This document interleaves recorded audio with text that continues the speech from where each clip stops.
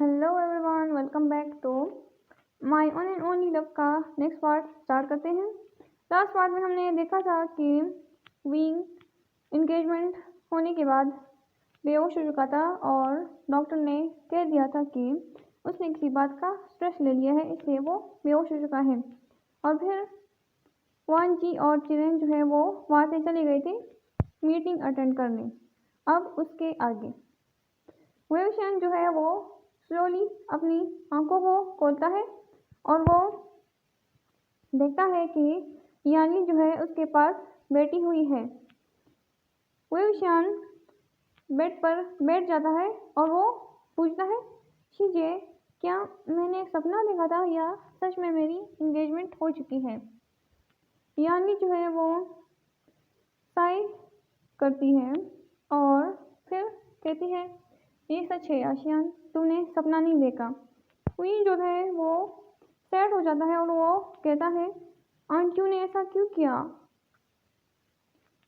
तो पीछे से जंक्शन आते हुए कहता है, बिजनेस पर्पज के लिए, क्योंकि वो जंग कॉरपोरेशन को आगे बढ़ाना चाहती थी, जंग के बिजनेस को। विल्सन ये सुनकर सैड हो जाता है और वो टीयरी आइज से कहता है, आंटियों ने बिजनेस के लिए ये सब कुछ किया। तो पीछे से मैडम यू की होश से बड़ी आवाज़ आती है, तो क्या हुआ अगर मैंने बिजनेस के लिए किया? सब लोग यानी विलशन, जियांग और यानी डोर की तरफ देखते हैं जहाँ पर मैडम यू खड़ी थी और वो विंग को बहुत ही नफरत भरी निगाहों से देख रही थी। मैडम यू कहती है, विलशन, मुझे तुमसे बात करनी है। यानी और अचंग, तुम लोग यहाँ से चले जाओ। यानी कहती है, बट माँ, तो यानी को चुप कराते हुए मैडम यू कहती है, शट अप और यहाँ से चली जाओ। तो यानी चुप हो जाती है और वो जियांग के साथ कमरे से बाहर चली जाती है। विंग ने अपना सर नीचे किए हुए था, तो मैडम यू उसके पास आती हुई कहती है, वेवशियन, हमने तुम्हें पाल पोस कर इतना बड़ा किया, तुम्हें खाना दिया, रहने के लिए जगह दी, एक फैमिली की तरह प्यार दे रहे हैं हम तुम्हें, और तुम हमारे लिए इतना नहीं कर सकते? अगर हमने तुम्हें गोद नहीं लिया होता तो तुम आज जिंदा ही नहीं होते, बल्कि तुम भूख से ही कब का मर चुके होते। हमारा आभारी रहो कि हमने तुम्हारा इतना ख्याल रखा, और खबरदार अगर तुमने यहाँ से भागने की कोशिश की, तुम्हें ये शादी करनी ही पड़ेगी, चाहे तुम चाहो या ना चाहो। ये कहकर मैडम यू विंग को एक गुस्से वाला लुक देकर वहाँ से चली जाती है। विंग के आंखों में आंसू आ जाते हैं और वो अपना सर अपने घुटनों में छुपाकर रोने लगता है। अब हमें सीन कट करके गाया जाता है लैन मेंशन का। लनवन जी और लेंचिरन जो है वो मीटिंग से वापस आ जाते हैं। वो लोग सोफे पर बैठ जाते हैं। सर्वेंट जो है उनके लिए फ्रेश जूस लेकर आती है और उनको दे देती है। तो लेंचिरन वांजी से पूछते हैं, वांजी, क्या तुम अभी तैयार हो वेवशन से शादी करने के लिए? तो वांजी कहता है, हाँ डैड, मैं तैयार हूँ। तो लेंचिरन जो है वो एक टीजिंग वाला एक्सप्रेशन देते हुए कहते हैं, तो सुबह कौन कह रहा था कि ये रॉन्ग डिसीजन है और उसको शादी नहीं करनी? ये सुनकर लवंजी जो है वो चुप हो जाता है। फिर लेंचिरन हंसते हुए कहता है, मजाक कर रहा हूँ मैं। वैसे तुम्हें पता है, ये तुम्हारी माँ की ख्वाहिश थी कि मेरे बेटे की शादी चांगसे सेरन के बेटे से हो जाए। चांगसे सेरन तुम्हारी माँ की बेस्ट फ्रेंड थी, मगर फिर चांगसे सेरन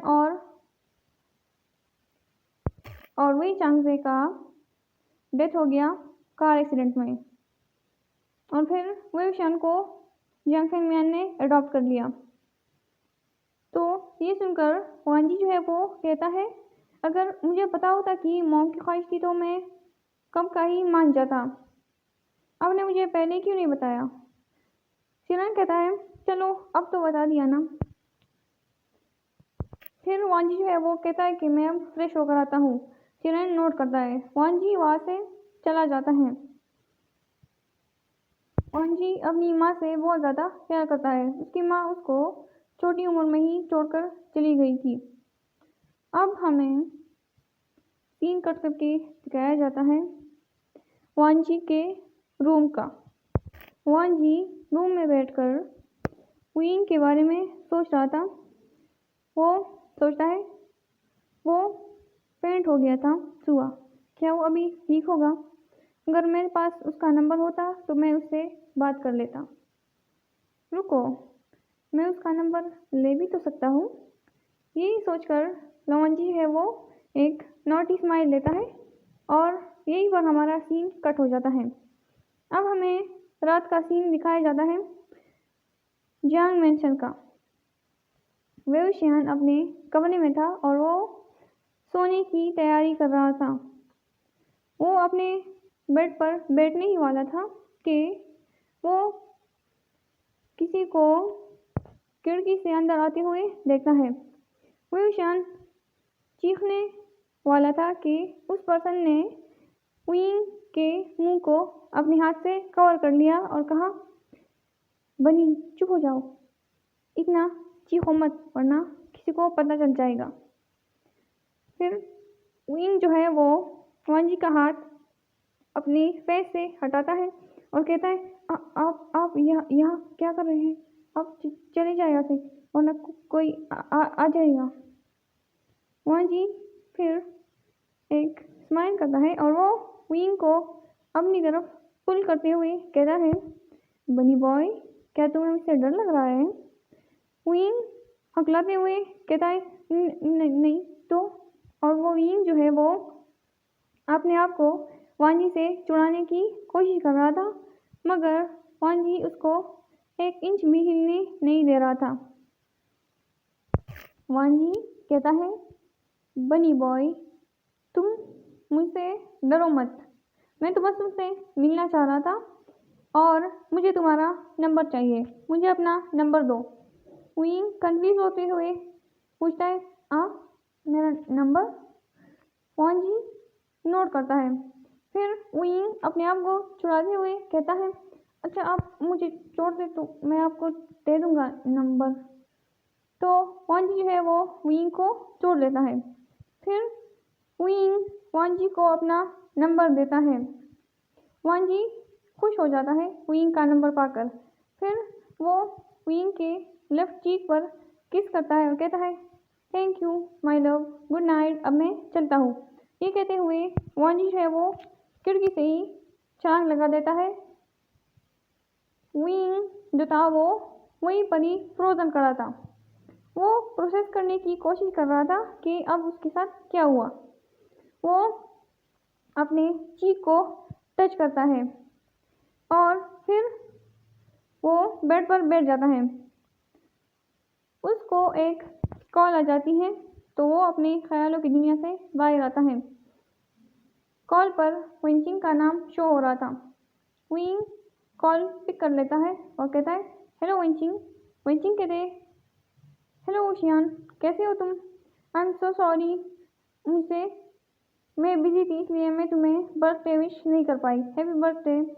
वो क्या है ना कि मैं ग्रैंड माँ को एयरपोर्ट से पिक करने गई थी और फिर मैं भूल गई थी, बिजी थी मैं बहुत ज़्यादा।